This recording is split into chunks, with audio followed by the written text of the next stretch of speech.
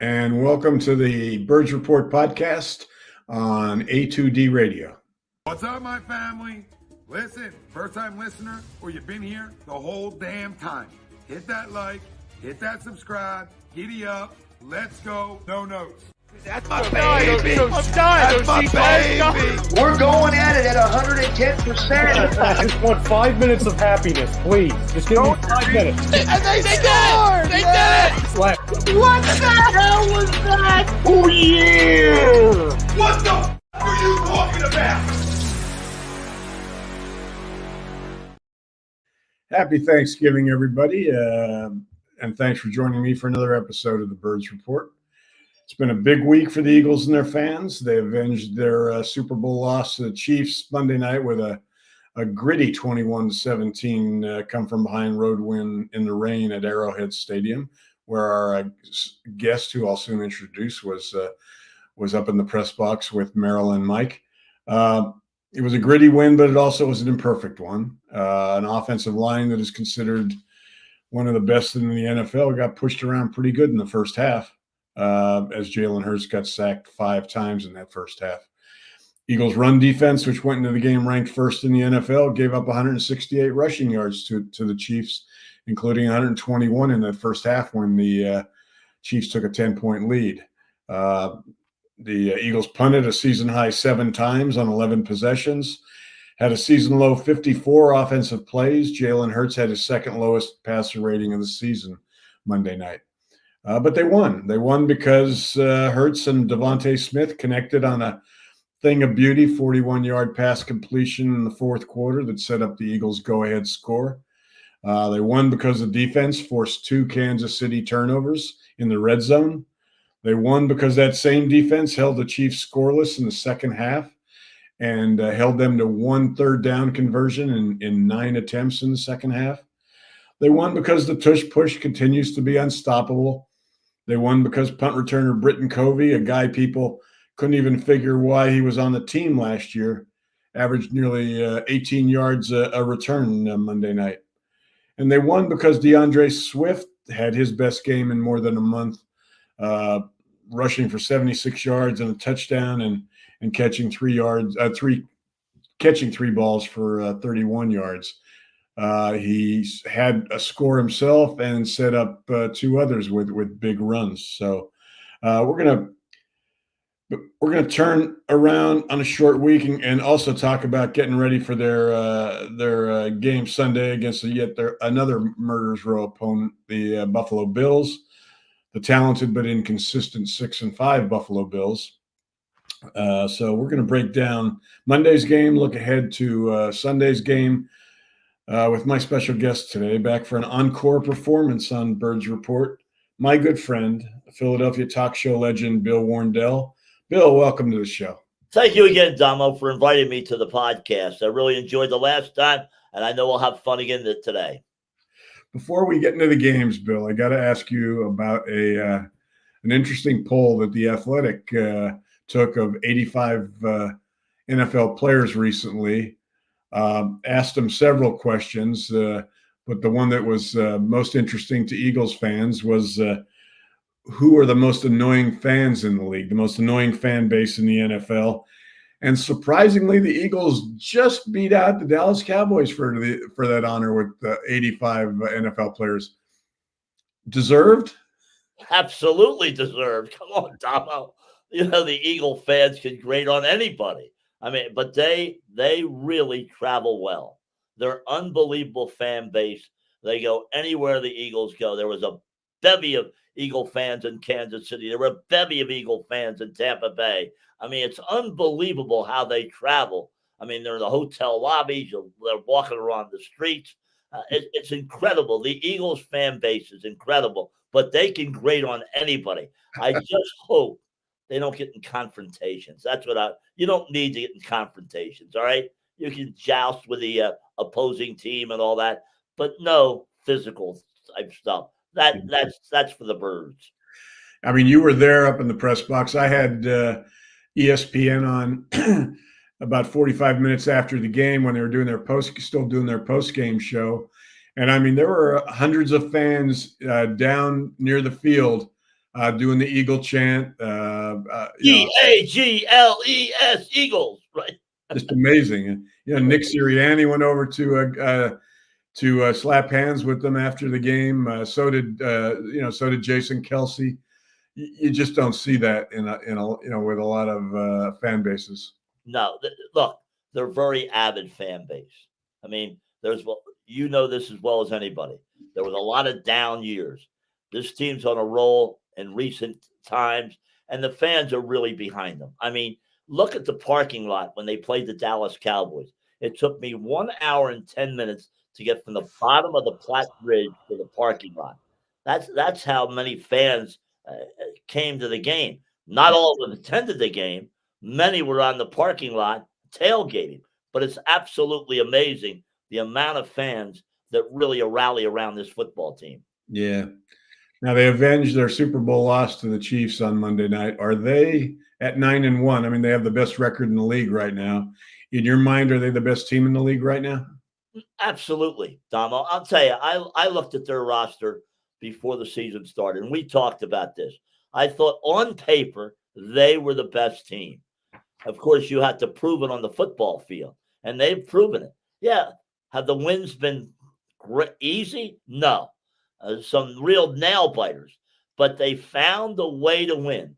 Championship caliber teams find a way to win. When their backs are against the wall, it seems like this team really rallies around Jalen Hurts and company. And you can't say enough about Jalen Hurts. I mean, this guy is the ultimate leader, and he's never satisfied with his performance. Much like Peyton Manning, Tom Brady, those guys were never satisfied with their performance. And this is Jalen Hurts. I mean, this kid continues to progress. I think he's a first ballot Hall of Famer. It's funny. You had mentioned him finding a way to win. It's a different type of team, at least right now. I mean, even Jason Kelsey admits, they have yet to play a complete game. They've got 6 of their 9 wins have been by 7 points or less, but they've won them. Last year they were a phenomenal fast starting team. Their first half point differential was plus 121.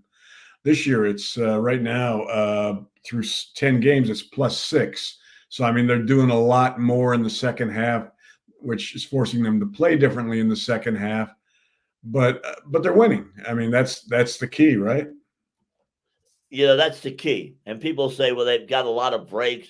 You looked at the Dallas game when Prescott was knocked out of bounds on the 2-point conversion. Schoonover, their big tight end, had one knee down, and he was ruled that was not a touchdown. I mean, a lot of things like that happen. Good teams find a way to win. That's the key. They don't let adversity get to them, and the Eagles have found a way to win. Even though, as you said, and Jason Kelsey, they haven't played the perfect game, but finding a way to win, reaching down when it's tough, and coming up with that win, that's so important for a psyche of a football team. Bill, you were there Monday night. Give me your impressions of Monday night's win over the Chiefs. Well, you alluded to it at the top of the show. It was a tale of two cities, basically. The Chiefs dominated the first half. They couldn't do anything in the second half. Now, the Chiefs have had problems in the second half all year long, Damo. If you look at the numbers, they've had problems. But the Eagles exploited those problems, and that's a mark of a good team. They came out with that 5-man front. That kind of negated the running attack of Pacheco, who was on fire in the first half. And, of course, they forced turnovers.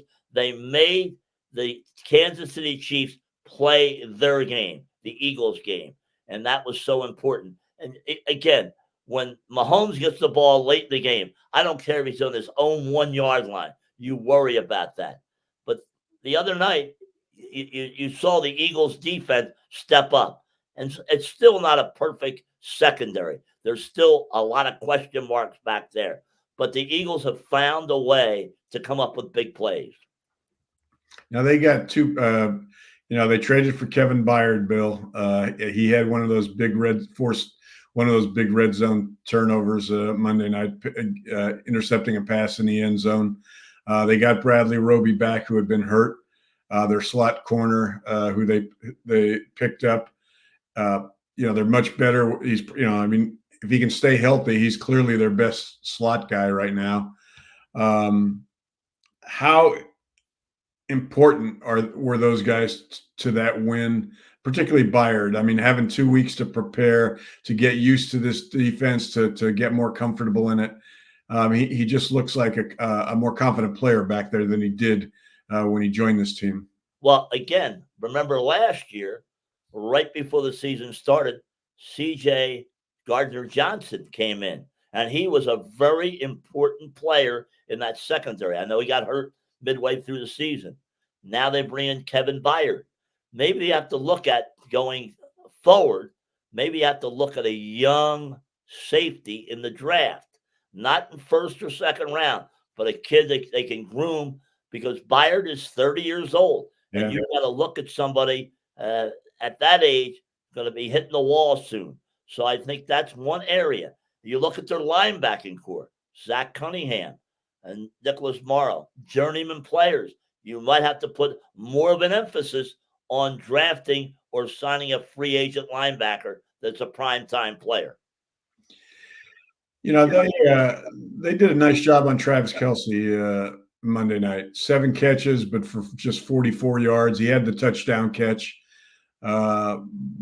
But they did a nice job of preventing him from being a difference maker. They did a good job of bracketing him. They did an excellent job, and people knew where Kelce was on every play.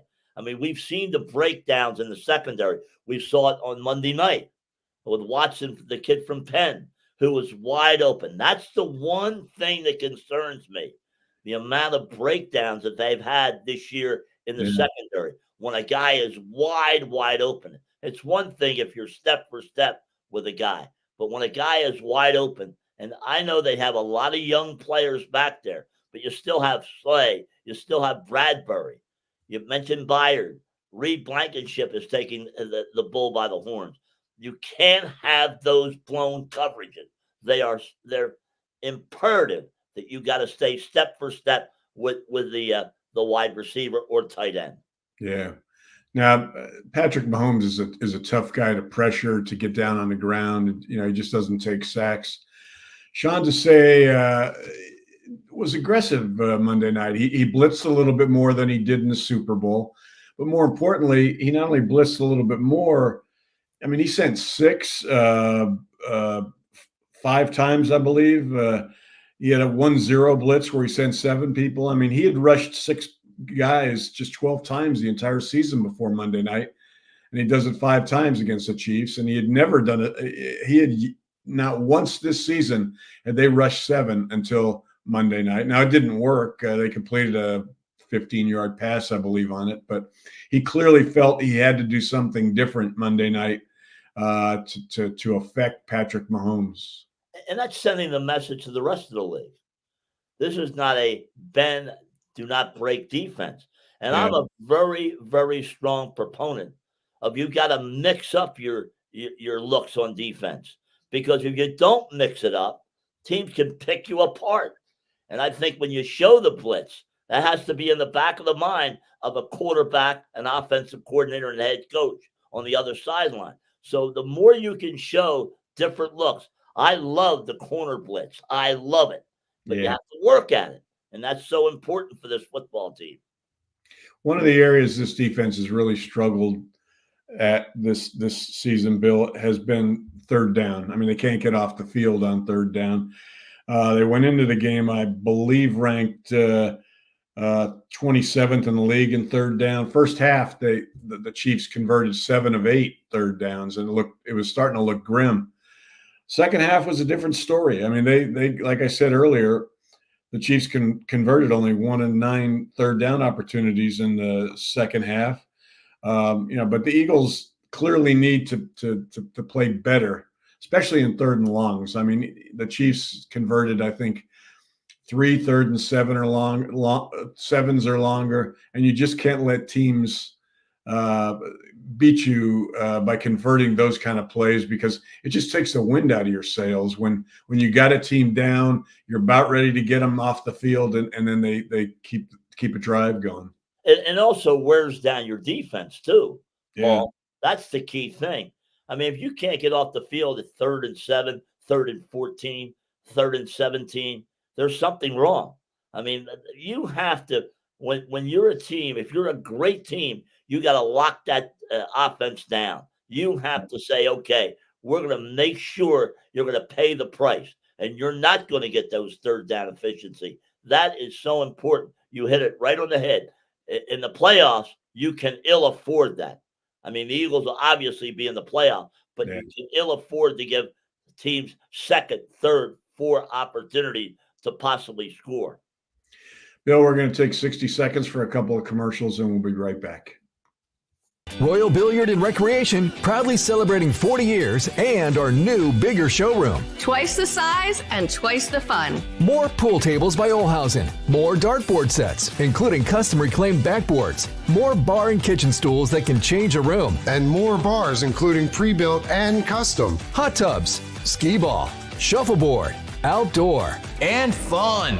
Royal Billiard and Recreation, your ultimate game room store. Now located on Bethlehem Pike in Colmar. In our family, food is our daily bond. My Nonna, affectionately called Mama by many, found solace and joy in the kitchen, sharing her love through delicious creations. She turned her culinary passion into a flourishing business alongside her husband and sons in 1983.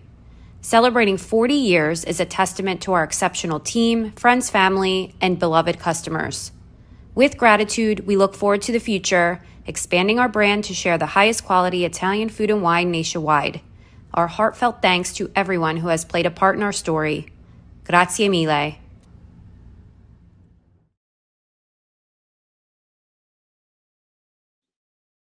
And we're back with my guest, Bill Werndl.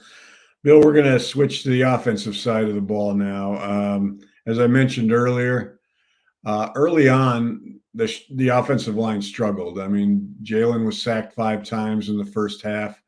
A lot of it was long developing pass plays and people not open, but that offensive line has not been, I don't know what PFF graded them, but they've been inconsistent a lot of times this season. I wanted to kind of get your impressions on their play Monday night and their play this season.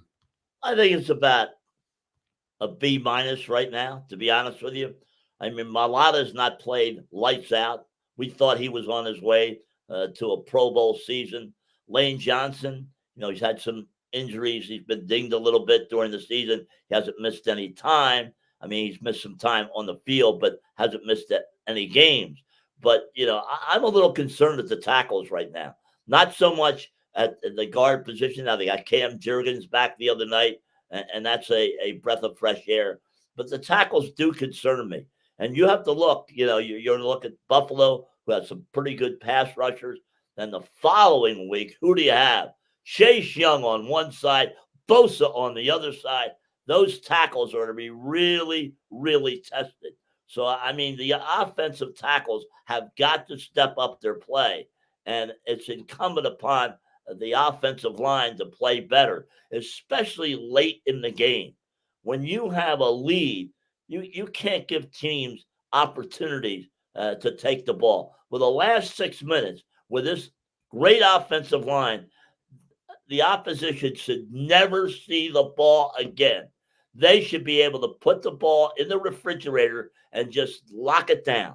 That's simple as that. And maybe I'm exaggerating a little bit, but they have to be able to lock it down and close it out. Bill, looking ahead here beyond this season, I mean, there's a good chance Jason Kelce is going to retire after this season. And then there's Lane, which I don't think he intends to retire.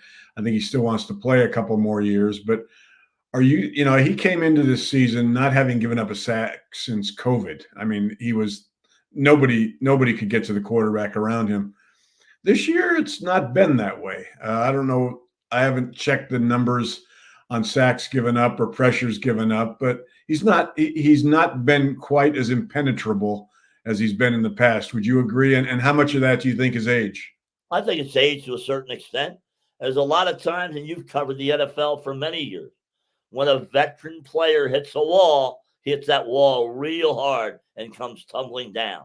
So the Eagles have got to look in the back of their mind to drafting an offensive tackle in the early rounds in this year's draft. Remember, they have 3 picks in the first 2 rounds, and they've got to capitalize on those picks. And I certainly think, is he done? No, he's not done. I think you can still bleed a year or 2 out of him, but you have to have that safety net going forward. And you can't fall in love with players. That's the big mistake a lot of organizations make. You cannot fall in love with players. He's been a good soldier, but sometimes you got to turn the page. Not now, but down the road. But you have to have that in your back of your mind. We've got to find a young offensive tackle. We insert in there at left or right tackle. Now, a lot of teams today, and I guarantee the Eagles are one of them, they're looking for a versatile tackle who can play both right and left tackle. We saw the disaster with Andre Dillard, who couldn't play right tackle. So we have to remember you have to look for versatility on that offensive line. This is a good year. Well, the 2024 draft is a good year for offensive linemen, isn't it? Absolutely. You have a couple of guys. I could think of the big offensive tackle who stayed in at Penn State. Could have came out, was eligible for the draft. Fashnow, very, very good player. There was a kid at Notre Dame by the name of Alt. Excellent, excellent player. His dad played in the National Football League. So there are a couple of guys that could be drafted in the first round. I could see 6 to 8 offensive linemen going in the first 2 rounds. So the Eagles could get a pretty good offensive lineman, and there's no hurry to get these guys ready. Guy could sit on the sideline for a year or 2, come in certain situations. I think it's very, very important that the Eagles address that early in this year's draft. Now, Tyler Steen got a chance to play a little bit when Cam Jurgens was hurt. You okay with him at right guard? Absolutely. Look, this guy can play tackle and guard, and that's so beneficial to a franchise. And he played pretty well when he was inserted to a tough situation. Right. And he stepped up big time. I like him. Remember, he played at Vanderbilt for 4 years before he transferred to Alabama. So this guy has a lot of experience, and I really like his demeanor on the field. Yeah. As I mentioned earlier in the show, Jalen had his second lowest passer rating of the season on Monday night. Yet, he when they needed a play from him, he gave it to them. I mean, 3rd and 5 before that, on the play before that, 41-yard pass to Devontae Smith that set up the tush-push touchdown to put him ahead. He finds Devontae across the middle for a first down with a 13-yard pass catch. Then comes that beautiful throw on the 41-yarder. I mean, this is a guy that, people thought couldn't throw the deep ball coming into this league, and now he's one of the top deep ball throwers in the league. And also, you look at his passing numbers and you think, okay, he didn't have much of a very special game. No touchdown passes on Monday night, but he had 2 rushing TDs, that 10-yard draw that was so big, the tush-push touchdown catch. He had 5 rushing first downs. I mean, all in all, he they don't win this game without him. They certainly don't. And they don't win a lot of games without him. This guy is a true leader. Every player on that team rallies around Jalen Hurts. And no matter what type of game he's having, if he's having a great game statistically or just an average game, he comes up with a big play at the big moment. When you talk about players in the spotlight, some guys relish the spotlight. You look across the street at Citizens Bank Park, Bryce Harper loves the spotlight. Jalen Hurts loves the spotlight. When the lights go on, when the pressure's on, that's when great players step up. And Jalen Hurts, that's how to step up in pressurized situations. Yeah. Another guy who stepped up Monday night offensively was Swift. Bill, he had been very quiet for about a month. Averaging about 3.0 yards per carry. Their run game really wasn't much to speak of for the last month. Monday night, he rushes for 76 yards. Not a prolific number, but he averaged like 6.8 yards a carry. He had that huge 35-yard run on a jet sweep that set up one of their touchdowns. I like the way they used him Monday night. Without Dallas Goedert, they had to be a little bit, Brian Johnson had to be a little bit more creative in his personnel groupings. They went with two backs several times, including on that jet sweep where they lined him up outside on, as either, I'm not sure if it was a slot or out wide, but anyway, he went in motion and ends up with a huge play. They used a lot of four wide receiver on Monday night that they hadn't used at all this season. I mean, ways to kind of compensate for Dallas being out. But Swift had a big game. They needed it, both passing and running. Going to have to continue, don't you think? Absolutely, no question about it. And another play that my buddy Mike Quick pointed out, that pass over the middle. Remember, he came out and got the screen pass over the middle. Yeah. Remember, they're using that bubble screen way too much. Let's jump that for a while. Over the middle, because they're looking for that bubble screen. The middle is wide open, and he can run for a week if a tackle misses him, because he's one-on-one with a lot of times with a linebacker or a safety. You mentioned they've used that bubble screen a lot. Got to credit Brian Johnson. Earlier in the fourth quarter, I think they ran 5 screens. They ran 2 of them before that 20 yards middle screen to Swift. They ran 2 bubbles that both of them were near disasters. One almost got intercepted. The other was just so badly executed that, A.J. Brown missed his block. And yet he stayed with it. He moved it, a few plays later on their next possession. He goes to that middle screen. And like you said, Mike had mentioned, that was a terrific play. That was just a 20-yard gain. No question about it. And remember, A.J. Brown did not have a A.J. Brown type game. Yeah. 1 catch for 8 yards. A.J. wasn't a happy camper. I mean, he was happy that they won. But again, they took away A.J. Brown. All right. They have a very good young secondary, the Kansas City Chiefs, with McDuffie and Snead and company. The other kid from Fayetteville State, the big Williams kid, Joshua Williams. They've got some good young secondary. So they took away A.J. Brown. So that opened it up for other guys. Now, do other clubs do that? Does Buffalo do that? Does San Francisco do that? It's going to be interesting to see what they do because we saw what Devontae Smith can do when he gets one-on-one coverage. Yeah. I wanted to ask you about Brian Johnson. He's taken a lot of heat from fans. I mean, that's why they're fans. Yeah, Eagles fans like to, when things go wrong, it's always the coordinator or the head coach's clock management or things like that. Nick was asked about Brian today at his press conference, and he said Shane, meaning Shane Steichen, who took the Colts head coaching job, did an unbelievable job last year, but I don't feel we've missed a beat on offense. We've been in a good groove, and Brian has just done, to me, a great job of leading this group. He's done a great job of calling the game, adjusting to the game. I just think he's done a top-notch job, and that was an example of that. And he was talking about that jet sweep, which we discussed. You agree? I think he's done a good job. I mean, look, he's the quarterback coach last year. Now they thrust him to the offensive coordinator. More responsibility. So he's feeling his way through to a certain extent. He has a comfort level with Jalen Hurts. Right. Back to his days when Jalen was a young man. Almost a child.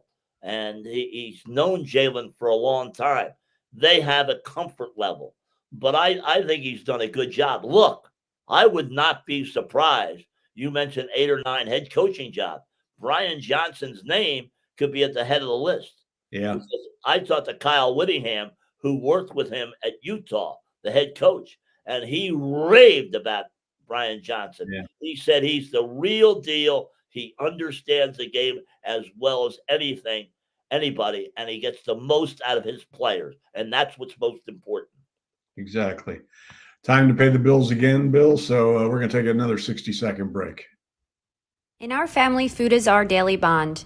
My Nonna, affectionately called Mama by many, found solace and joy in the kitchen, sharing her love through delicious creations. She turned her culinary passion into a flourishing business alongside her husband and sons in 1983. Celebrating 40 years is a testament to our exceptional team, friends, family, and beloved customers. With gratitude, we look forward to the future, expanding our brand to share the highest quality Italian food and wine nationwide. Our heartfelt thanks to everyone who has played a part in our story. Grazie mille. Royal Billiard and Recreation, proudly celebrating 40 years and our new, bigger showroom. Twice the size and twice the fun. More pool tables by Olhausen, more dartboard sets, including custom-reclaimed backboards, more bar and kitchen stools that can change a room, And more bars, including pre-built and custom. hot tubs, skee ball, shuffleboard, outdoor, and fun. Royal Billiard and Recreation, your ultimate game room store, now located on Bethlehem Pike in Colmar. And we're back with the next portion of the Birds Report. Bill, before the Eagles get to the chewy caramel part of their schedule with 2 games against the Giants and a game against the Cardinals, they've got these next 4 games. They did a terrific job beating the Chiefs. They still got the inconsistent Bills coming up Sunday, followed by at home at least, the 49ers, and then 2 road games against the Cowboys and the Seahawks. When you look at these 4 games, how many do they have to win to hang on to that number 1 seed? And who do they need to beat of those 4 teams to hang on to that number 1 seed? I would say they have to be 4-0, but that's being unrealistic. I think 3-1 would be a very good record. Now, they had really a tough game with Dallas, and I think it's very tough for them to go down to Dallas and win 2 years in a row. They lost last year to Dallas. I think 3-1 would be perfect. I'm not overwhelmed by Seattle. I don't understand Seattle. They're like the Dow Jones Industrials. Up 1 week, next week they disappear. Buffalo, again, 6-5, no great shakes. I mean, look, it's going to be a short week for the Eagles. Mm-hmm. You know, off a Monday night football game, a very emotional game. I think they should be able to handle Josh Allen and the rest of that team. Then, of course, when you talk about the Dallas Cowboys, look, they probably look at that tape and said, we had so many opportunities to win that game, and we didn't. But the one daunting game on the schedule and that strip of game is the 49ers. The 49ers are going to be a very, very tough out. Look, they have revenge on Deebo Samuel. Started talking this summer about we want revenge. We played with the JV quarterback in there. All right. They want revenge. And I think they're going to come into the link really fired up. And they're a very physical defensive team. And their offense wants to run the ball, and they want to keep the ball away from Jalen Hurts. All right. That that the MO of Shanahan. He went to a playoff game. He threw the ball, 7 times with Jimmy Garoppolo? 7 times. That's what they want to do. That's their master plan. You know, when they lost those 3 games in a row after winning, starting out 5-0, I was kind of befuddled, but I didn't think it would last long, and it hasn't. They've quickly regained their balance, and like you said, are probably, next to the Eagles, I think they're the strongest team in the league right now. I'm looking more forward to the Eagles game against them than I was them playing Andy and the Chiefs the other night, just because I think those two teams are probably going to end up in the NFC Championship game. But the one team I don't know what to make of is Detroit. They're the team that right now is just one game behind the Eagles in the hunt for that number one seed. Yet they haven't beaten a winning team since week 1 when they upset the Chiefs. But they have an easy schedule going forward. Yet no game is easy for them. They had to come back. They had to score 2 touchdowns in the last 3 minutes on Sunday just to beat the Chicago Bears. So. What do you make of the Lions, and can you see them getting the number one seed? No, I do not see the Lions getting the number one seed. Yeah. Even though they have an easy schedule, as you alluded to, I think the Eagles and the 49ers are ahead of them. All right. I just think that there's still a team that's progressing. I mean, they came from a long way back. Remember, 4-19 for Dan Campbell. And he's really righted the ship. They're not there yet. They're a very good team, but you can't put them in the same category with the Eagles and the 49ers and even the Cowboys, all right? I know Philadelphia fans don't want to hear that, but those 3 teams are the 3 best teams in the NFC. No question about it. And maybe the best 3 teams in all the NFL. Yeah, I agree. Let's talk about Sunday's game, Bill. You had mentioned the Bills. You feel the Eagles will be able to beat them at home against a team that's 6-5. Has not been what many people expected from this team this year. Why aren't they as good as they were? I know they've suffered some devastating injuries on defense, but even their offense is not playing up to the same standard that they did last year. Why is this team not as good as it was a year ago? Let's look at Josh Allen. He's regressed as a quarterback. Yeah, I think. I mean, he had all the billing coming in this season. He was going to take that next step. He's not taking the next step forward. He's taking the next step backwards. So they have to get more consistent play out of Josh Allen. That is the key. If they don't get consistent play out of him, they may not make the playoffs. Yeah. All right? Simple as that. They have a very good defense. You mentioned they lost White, the outstanding defensive corner. They've had other injuries. Dawson Knox, their backup tight end. Well, they like to go double tight end a lot with Knox and Kincaid. Now, Kincaid is more of a flex tight end, but he is a real force out there. Yeah. So they're going to have to account for him. I mean, Diggs is an outstanding wide receiver. Their other 2 wide receivers are okay, but I think it all comes down to Josh Allen. Is he going to take his game to the next level in the last number of games of this season? But he's been very inconsistent, and he's very reckless when he runs the ball. I mean, you look at Mahomes, he's very cool about getting out of bounds. You look at Hurts now. He sees a linebacker or a safety coming up. He's gone down. Where Josh Allen thinks he can run over these guys. That doesn't work in the National Football League. Yeah, he's got that linebacker mentality where he almost relishes running into people to show how tough he is. Well, let me tell you something. That is not a good attitude to have. Because believe me, one of these days, somebody's going to really lay the wood to him, and he'll be out for a number of weeks. But he has to be more consistent as a quarterback. He's the key to that football team. Yeah.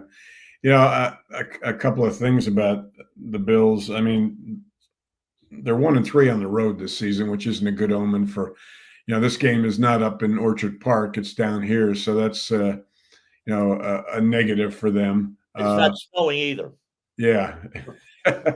But, you had mentioned the Josh Allen. He leads the league in interceptions right now. He's got 12 of them. He's very reckless with the ball, which could be good news for Eagles secondary, which is, last week's Monday night's interception by Kevin Byard was their first in about 4 or 5 games. So, sometimes they say when the turnovers start to happen, the takeaways, it's kind of like sacks. When it rains, it pours. So maybe that's what the Eagles need Sunday is a few takeaways to swing this game. You know what I would do if I'm Sean Desai? First 3rd and 8, 9, I go with a safety blitz or a corner blitz to really disrupt Mr. Allen, saying, we're coming after you, young man. You're not going to be back there. And I think that puts a little in his mind about, I have to be careful with the football. But I would show him a lot of different looks. And I think you can really derail this Buffalo Bills offense. Yeah. Bill, how much pressure do you think is on our friend Sean McDermott?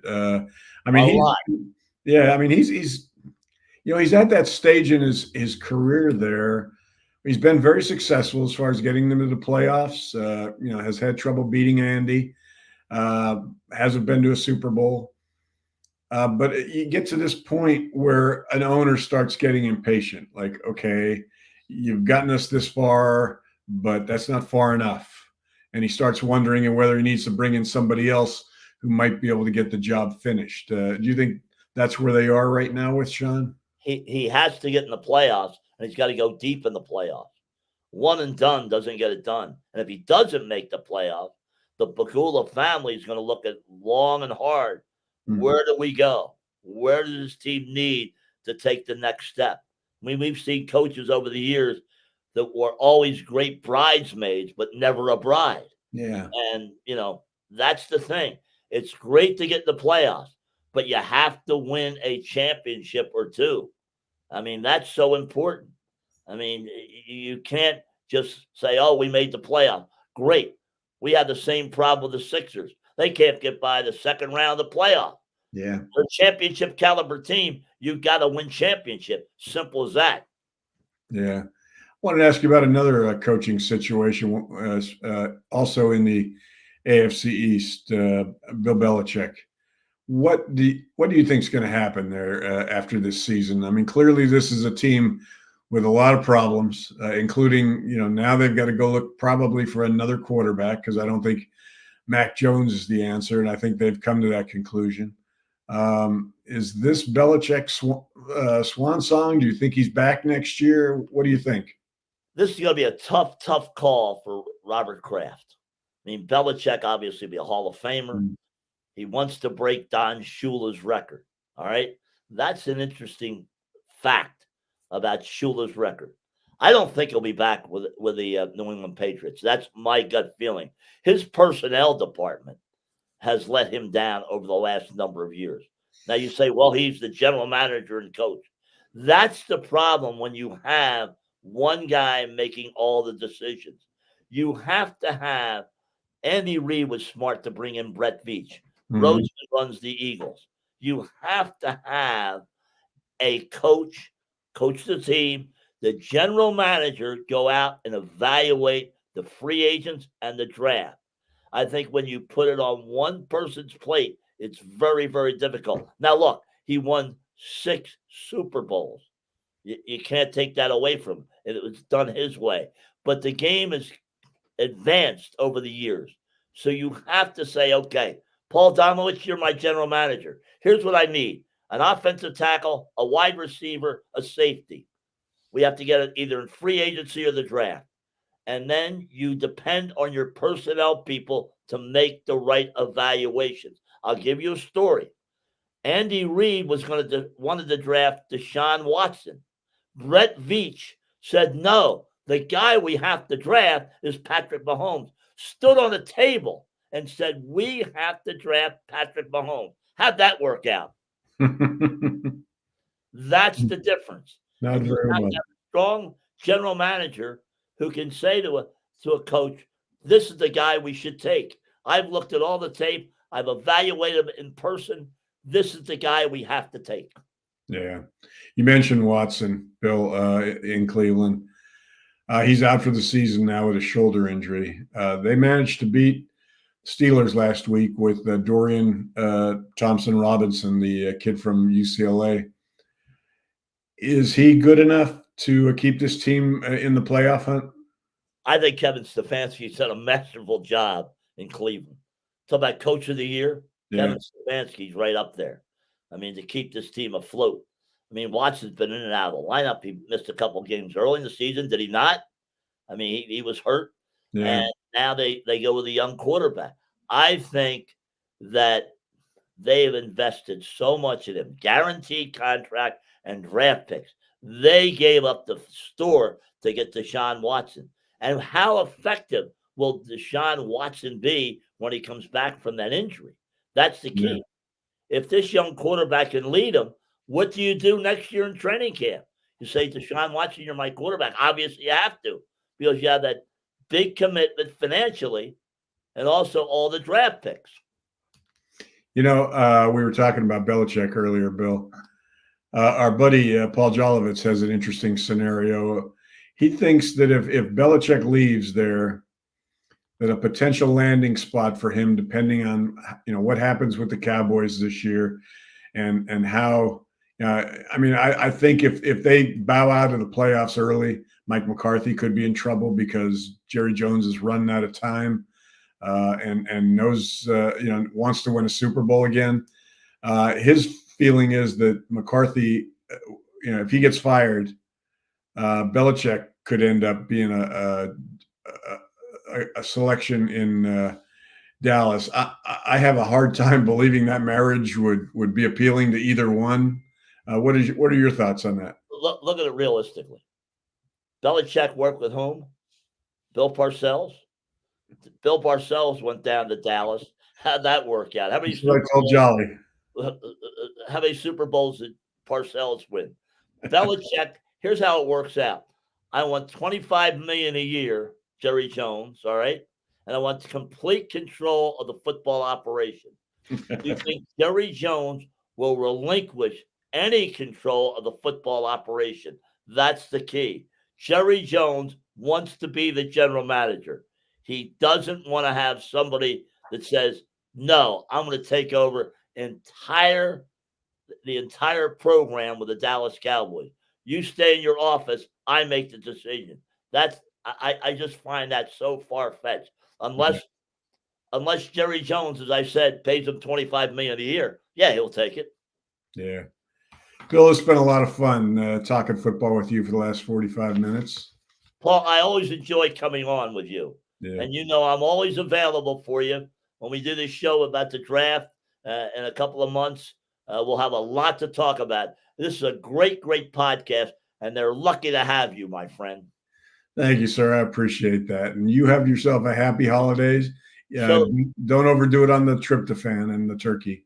Well, you have a great holiday with your family, and we'll catch up next week. All right, Paul? You bet. Take care. Thank you, Paul. We're going to break now and take another 60 seconds for commercials to pay the bills. Hats.com is the premier destination for quality and fashion-forward hats and more, with designs for every style and trend. Locally based and run by Philly sports team fanatics, Hats.com can help you elevate your hat John. Utilize the easy-to-use guides at Hats.com to find your perfect size and style, and shipping and returns are free. Hats.com. Find yourself in a hat. Use code Philly for 15% off your order. Hats.com. Royal Billiard and Recreation, proudly celebrating 40 years and our new, bigger showroom. Twice the size and twice the fun. More pool tables by Olhausen. More dartboard sets, including custom reclaimed backboards. More bar and kitchen stools that can change a room. And more bars, including pre-built and custom. Hot tubs, skee ball, shuffleboard, outdoor, and fun. Royal Billiard and Recreation, your ultimate game room store. Now located on Bethlehem Pike in Colmar. Okay, and we're back with the Birds Report podcast. As we do every week, we're going to finish our podcast today with my weekly top 10 and bottom 5 rankings. So I'm going to adjust this computer quickly to show you the board, and we'll get started.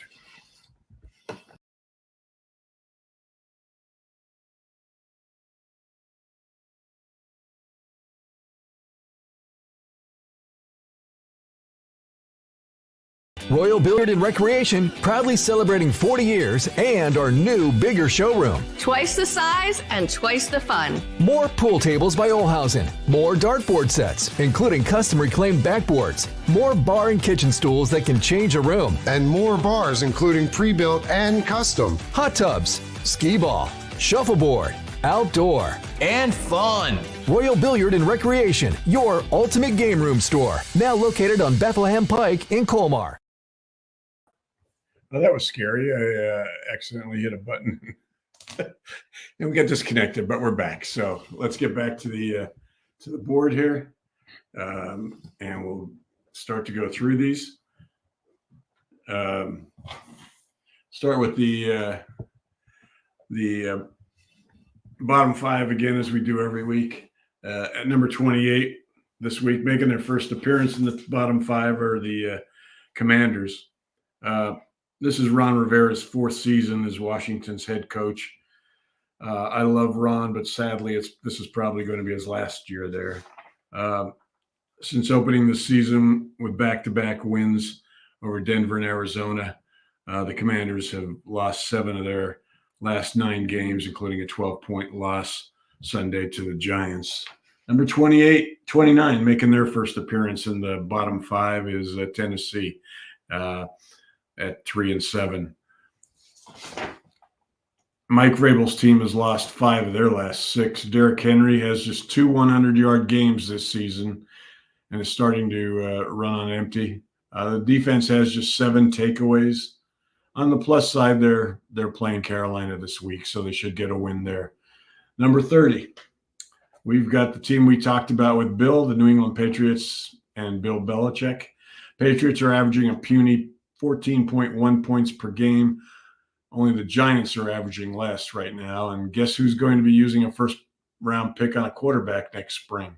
Yeah, that's right, the Patriots. Whether Bill Belichick will be sticking around to coach that new quarterback remains to be seen. Number 31, Arizona. Jonathan Gannon's first season as head coach has been a struggle, but his team is going to have 6 picks in the first 3 rounds of the 2024 draft, so help could be on the way if they play their cards right, no pun intended. Last, again, as they've been for much of the season at 1-9, the Carolina Panthers. Since David Tepper bought the Panthers in the summer of 2018, this team has a 30-62 record and will miss the playoffs for the 6th straight year this year. FYI, Tepper was the guy who pushed for the Panthers to trade up and take Bryce Young over C.J. Stroud. Hopefully he'll show a little patience with head coach Frank Reich, who doesn't deserve to be one and done. And now we'll go to the top 10. Number 10, we've got, making their first appearance, a team that was in the bottom 5 when the season started, but has been very impressive on their rise under DeMeco Ryans. A year after winning just 3 games, they're 6-4 and just a game behind first place Jacksonville in the AFC South, who they already have beaten once and play again on Sunday. DeMeco is doing a terrific job there in his first season, and right now is one of my leading candidates for Coach of the Year. Number 9, the Browns, 7-3. When they lost to Deshaun Watson for the season with a shoulder injury, it was assumed the Browns' playoff chances went kaplooey with him. But after beating the Steelers with Dorian Thompson-Robinson at quarterback last week for their 5th win in 6 games, they're just a half game behind the Ravens in the AFC North. Number 8, Miami. Staying at 8 for the 2nd week in a row. The greatest show on turf has been a little sluggish lately. They're 2-2 in their last 4 games and barely beat the Raiders at home last week. So we'll see what's going on with them. Number 7, again, the Baltimore Ravens at 8-3. The Ravens have put up 30-plus points in 5 straight games and are 4th in the league in scoring. Odell Beckham had his first 100-yard receiving game Sunday in their 14-point win over the Bengals. So if he starts to become a factor with this team, they could be a Super Bowl contender. Number 6, the Jags at 7-3. A lot of people jumped off the Jags bandwagon after their 31-point loss to the 49ers a couple of weeks back, but they rebounded with an easy win over Tennessee for their 6th win in 7 games Sunday. Number 5, we've got the Dallas Cowboys. Cowboys had another lopsided win over a bad team Sunday, beating up on 1-9 Carolina 33-10. Their average margin of victory this season has been 25.1 points, but losses to the Eagles and 49ers have suggested that they may not be any better than the third or fourth best team in the NFC. So we'll see. They've got a lot to prove yet. Number 4, the Kansas City Chiefs, who we all saw on Monday night lose to the Eagles 21-17. Their drop from 2-4 after being held scoreless in the second half Monday night was perplexing for them. They're averaging fewer points than any Chiefs team since 2014. Their defense is carrying them right now, but if the offense doesn't regain its mojo, it's going to be a struggle to win another Super Bowl for Andy Reid this year. Number 3, the Lions, staying at 3 even though they needed 2 touchdowns in the last 4 minutes to erase a 12-point deficit and beat the Bad News Bears on Sunday. Just one of their 8 wins is over a team that currently has a winning record, and that was the Chiefs way back in Week 1. But they've got the second best record in the NFC right now and the easiest December-January schedule of any playoff contenders. So, the path to the number 1 seed is there if they don't blow it, depending on what the Eagles do, but we'll see. Number 2, again, they were 4 last week. They've moved up from 4 after their 27-14 win over the Bucs. Deebo Samuel is healthy again. Brock Purdy has put together back-to-back 3-touchdown, 0-interception games. The pass rush with the trade deadline addition of Chase Young is downright scary, as Eagles fans will get a chance to see in a couple of weeks. That showdown against the Eagles is going to be fun to watch, particularly given all the whining the 49ers did after losing to the Eagles in the NFC Championship game last year. And at number 1, to nobody's surprise, again, after beating the Chiefs to hold on and win for the 9th time in 10 games this season, the Eagles. They avenged their Super Bowl loss to the Chiefs, but they've got a lot of things to clean up. 6 of their 9 wins have been by 7 points or less. They can't get off the field on third down, or at least they couldn't until the second half on Monday night when they held the Chiefs to 1 first down on 9 third down opportunities. So, but they've been beaten just once and have yet to play their best game, which is is somewhere out there. If you're an Eagles fan, you hope it comes in the playoffs and preferably in the Super Bowl. Okay, that's our bottom 5, and that's it pretty much for this week's Birds Report. I thank you for joining in. I hope you enjoyed the show. It was fun having Bill Werndl back on to talk some ball. Bill is one of the smartest football people I know. He's in the press box every week with Mike and Merrill as a spotter for their radio broadcasts. My guest next week will be another longtime friend, Mike Mayock, former Raiders general manager. You can follow me on Twitter at @pdamo. Feel free to email me at pdamo@aol.com. I'll respond as long as you keep it civil. You can read my column on America's top pro football website, the33rdteam.com, as well as jacobsports.com, where I do a stats-oriented column every Thursday. Last but definitely not least, you can find me on Monday nights during the season at the Great American Pub in Conshohocken, co-hosting the Monday Night Kickoff Show on WBCBsports.com with my good buddy Paul Domowitch. To everyone out there, have a great Thanksgiving and aloha.